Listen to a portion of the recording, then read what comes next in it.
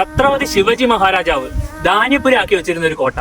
പിന്നീട് അത് ഗണപതിയുടെ മുഖച്ഛായ ഉള്ളതുകൊണ്ട് വളരെ ഫേമസ് ആകുന്നുണ്ട്. ആ കോട്ടയുടെ മുന്നിലാണ് ഞാൻ നിൽക്കുന്നത്. അതുകൊണ്ട് ആ കാണുന്നതാണ് കോട്ട വികാത്ത് ഘട്ട്. വികാത്ത് ഘട്ട് എന്ന് പറഞ്ഞാൽ നിങ്ങൾക്ക് മനസ്സിലാവത്തില്ല. പെപ്പ് ഫോർട്ട് എന്ന് പറഞ്ഞാൽ അറിയാമോ? ഈ കാണുന്ന പെപ്പ് ഫോർട്ട്.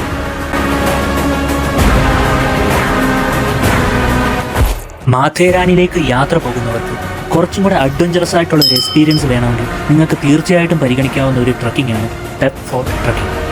ഖഡ്യവർച്ച ഗണപതിയുടെ പ്രതിമയും കണ്ട് കോട്ടയുടെ ബേസിലുള്ള പേബി ദേവിയുടെ ക്ഷേത്രവും കണ്ടുകൊണ്ടാണ് നമ്മൾ പെപ്പ് ട്രക്കിംഗ് ചെയ്യുന്നത്.